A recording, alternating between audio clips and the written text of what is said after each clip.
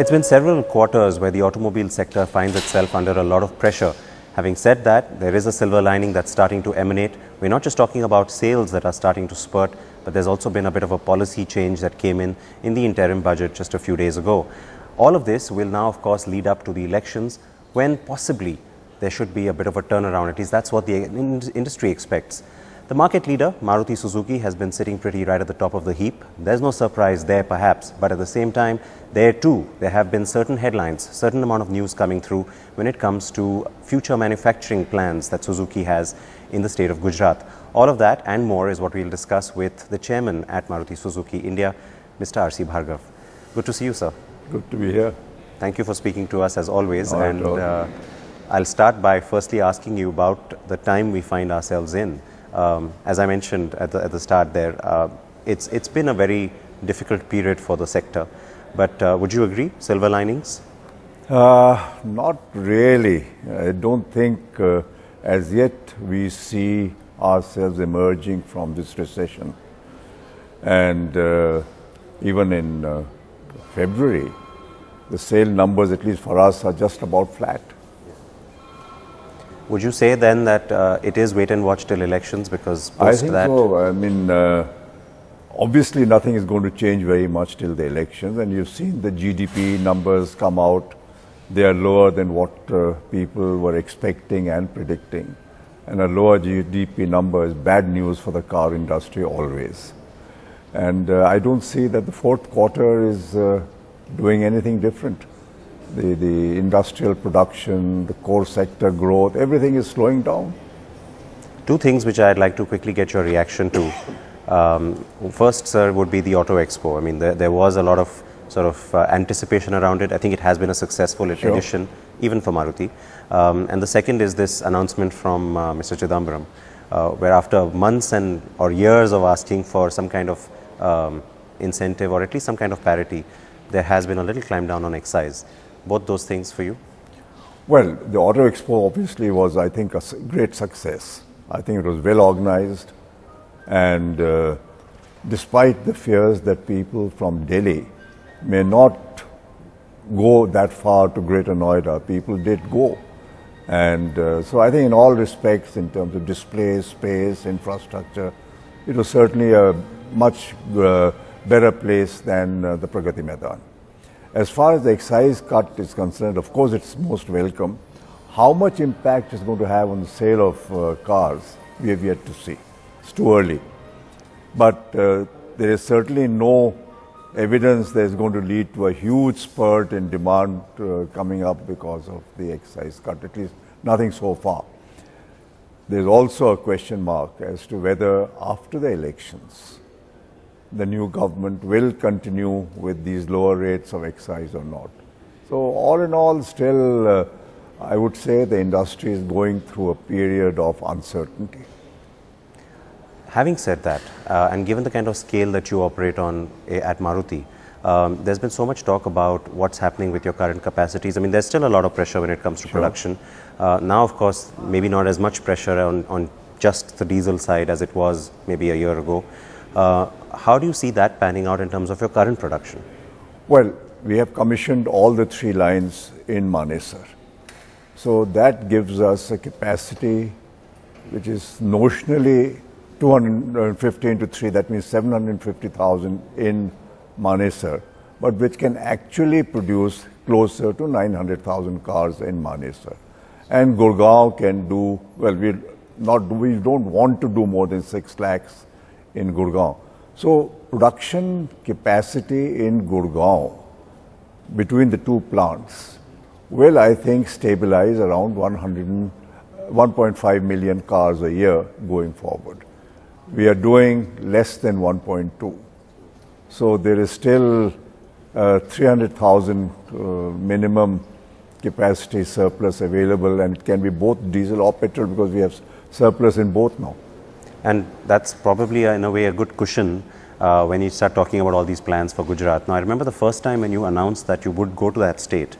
At the time, you had not been very clear about timelines because, again, there wasn't a hurry to sort of start building the plant. Though, of course, your diesel sales indicated otherwise at the time. would you say today that you're in a better position to be able to understand or analyze what would that requirement be from Gujarat? Not really, because you know, the slowdown started in 2011. This is 3 years the industry has been witnessing a slowdown, though 2011-12 we did see the diesel market spurting, but the petrol market fell, and overall there was not much growth in the industry. This year, of course, diesel has also fallen, and so the industry has fallen by what, 7-8%, some such figure like that. So in this kind of scene with nothing actually concrete, visible, which tells us that the industry will suddenly revive, it's very difficult to predict what will happen. Certainly in 2014, I don't see in any way becoming too much different. Instead of a negative growth, I think industry would be quite happy if stabilized at parity or grew by 1 or 2%. I don't see more than that happening in 2014. But what will happen in 15 and 16 and 17 and 18? I Anybody's don't know. It's a crystal ball game. Yeah, and that uncertainty, I think, is what's gnawing away at the industry as well for some time now. Can you give us a bit of an insight, sir, on the kind of discussion that you had at the last board meeting? I mean, when it came to Suzuki announcing this decision to go ahead with Gujarat and, of course, go ahead separate with a separate subsidiary. Sure. When it comes to Maruti's requirement, what was the discussion? See, normally we would have started Gujarat much earlier if the market had continued as it was doing till 2010-11. But because of this falling trend, which was evident even at that time, and the uncertainty of policies relating to fuel pricing, we had deferred it because we were uncertain. And at that time, you were looking to do it as Maruti investing. I mean, it was... Yeah, originally it was Maruti investing. Yeah. When we discussed this in the board, the feeling was that even if we start production now, the first units from Gujarat will probably be available to us towards the end of 17. Because, it was the beginning of 17. Let's say 17-18 financial year. Because it takes about 2.5 to 3 years to get going. And as Mr. Suzuki announced, the idea is that first we will only put in 100,000 capacity, although the line can be scaled up to 250,000. But we'll start with 100,000. Depends on how the market behaves from now. So we are taking a call, or rather Suzuki is taking a call, that by 2017, this 300,000 capacity which we have in Manesar and Gurgaon would be utilized, and we'll need extra capacity, which means something like a 25% growth in the next 3 years. Which in itself is a huge number. Which, in the context of the past 3 years performance, is a pretty good number to get. I'm sure all of industry would be very happy if that happens. This announcement was viewed with a lot of suspicion by the analyst community and the stock market. And I know you in particular sort of almost went out of your way to clarify why this is good for Maruti. That clarification seemed to have fallen short because people weren't still convinced, and a few days ago now we've had yet another set of clarifications coming through, which sets out to explain essentially why this is a good deal for Maruti. Before you explain that to me, sir, why is this a good deal for Suzuki? Why would they do this? I think that's where the suspicion comes from. I think that I've explained is very obvious. They have a lot of cash available in Japan, and they have no investment opportunities at all anywhere, either in Japan or outside Japan, other than India and to a limited extent in Indonesia, because they're already out of the US market. They have a plant in Hungary which is not overutilized, let's say. They have some plants in China, but they are also, China is not a small car market, and so they are not having any significant growth there. So where to go? And money in Japan today, and what Suzuki is typical of that, is earning 0.6%. Now, if he invest that money in Gujarat, as he's planning to do. And as I clarified last time, that while Gujarat would not give him any returns in the sense that he'll generate a surplus and take away money from there, the return would be obtained by increasing the sales and profits of Maruti Suzuki. Because whatever profits Maruti Suzuki makes, he gets 56% of that. Yeah.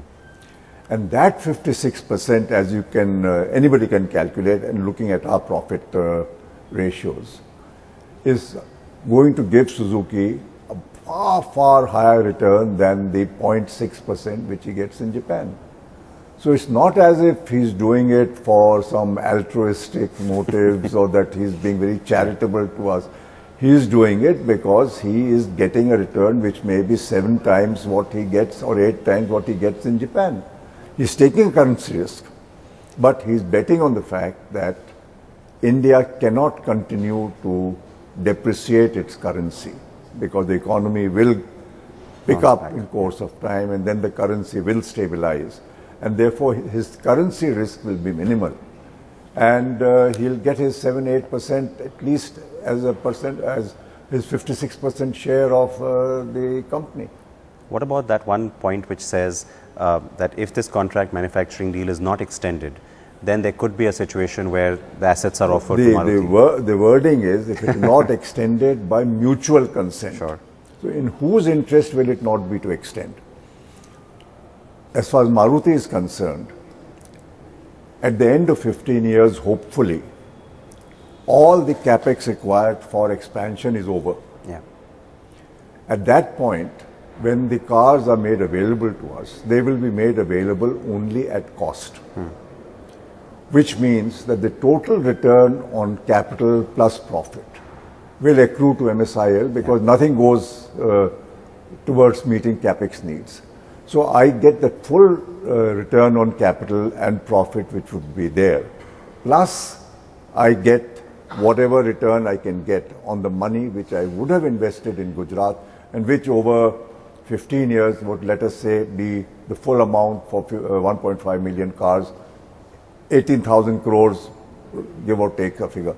So on 18,000 crores, I would get my earnings, if nothing else, let's say 8% or 9% a year, which is not small, plus my full profit on that sale. So it's not in my interest not to extend it. For Suzuki, having taken all the trouble to build the plant in Gujarat and getting this profit here, what is their interest in not extending it? So we put it in because analysts and others saying to look, what will happen after 15 years? The answer, I had said that if you want, I can put an agreement for 50 years. So both sides will be quite happy with that agreement. But that somehow didn't seem to go down too well. So it's just to avoid that question. So that answers that question. Otherwise, both parties have an interest, and a substantial interest, in continuing this agreement after 15 years. In this 15-year period, sir, there's obviously going to be changes that will happen in the market here. We're already seeing compact SUV becoming a very big thing, and I'll talk to you about that. But the kind of investments that may be required in that Gujarat unit to modify or to adapt to those changing market needs, all of that will also continue to come from Suzuki? Sure. We have said in this thing that all the capex requirements would be met partly from depreciation funds. Yeah. Partly from the markup on the cost of production and the balance from equity. Now, people want us to quantify what will be the markup. You know, the markup amount, if we put it in terms of money, can never be the same. It will keep changing depending on what rate of growth we assume.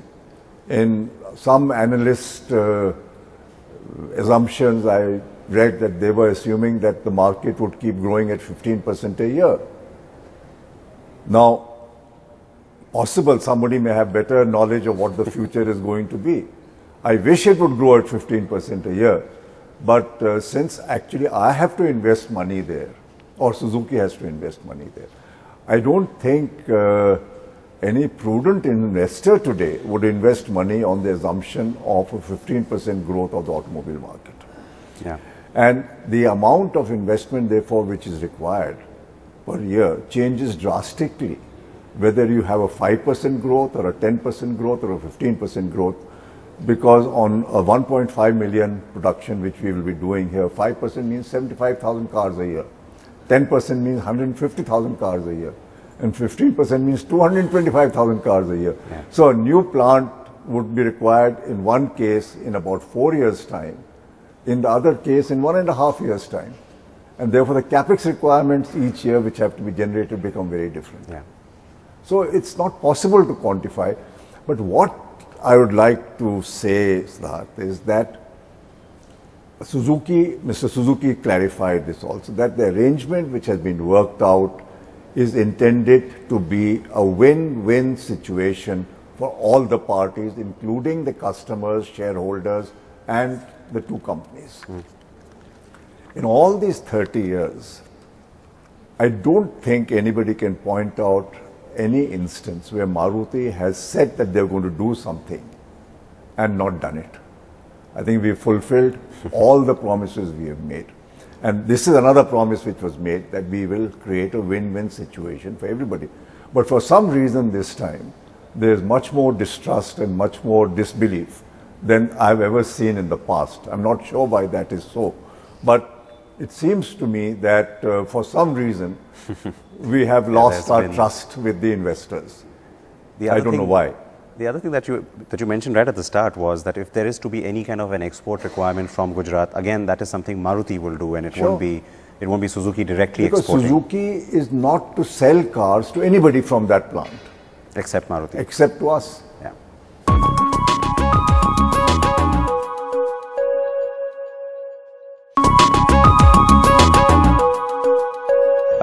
You spoke about the last 30 years.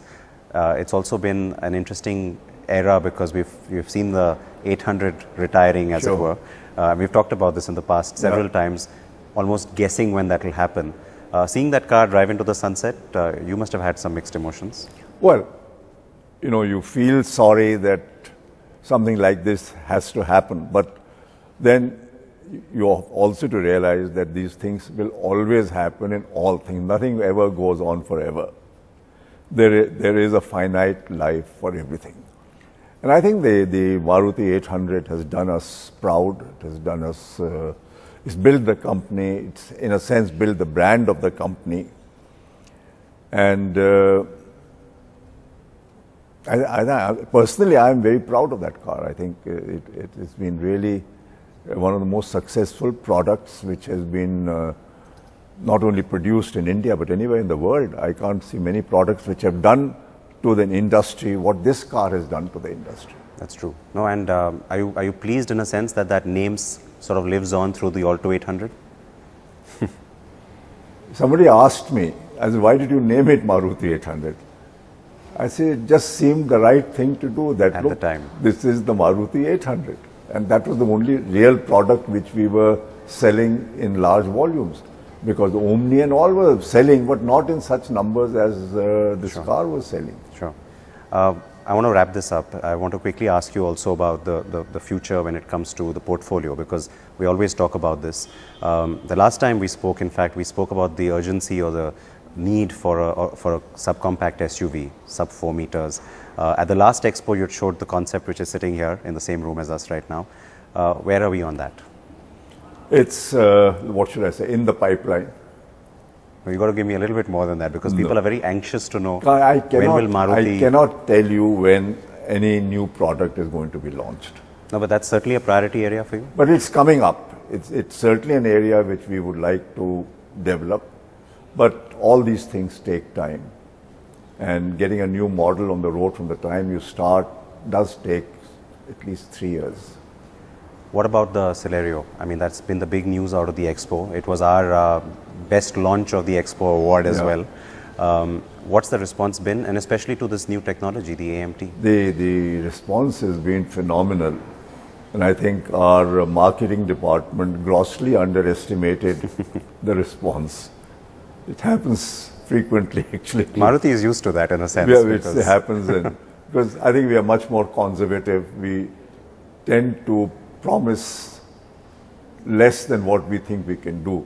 But I think it's going to lead to a problem also, in the sense that production-wise, in the terms of waiting list, because the automatic transmission particularly, for the first year, is an imported item. And it's not imported from a production facility located only in one country. It's a multi-country product. So to increase the production of that between the two countries in the time which it takes. It's not just up to you. Take a few months. Yeah. But have you already gone ahead and put in those orders? We have to, because we've seen that 51, 52% are automatic transmission. I think it's going to change again the way people drive in India. I think this automatic transmission has come to stay. And as we go forward, most manufacturers now will have to move towards this type of technology. And given that success, you'd look at maybe other models to carry the same technology? I think we'll have to use that in a lot of models, because the customer will not accept something less now. One last question, sir, as I wrap it up then. This year, what's going to be that one thing that you look out for besides the elections when it comes to the market, specific to Maruti? I don't know what to look out for, because I'm just hoping that somewhere the market will give us some hope of a little bit of cheer somewhere, because I don't see that yet. Well, we hope that does happen. And once again, thank you for speaking to us. Thank you. I always appreciate your time, and all the very best with first that automatic transmission and then everything else that's coming as well. Thank you. Thank you.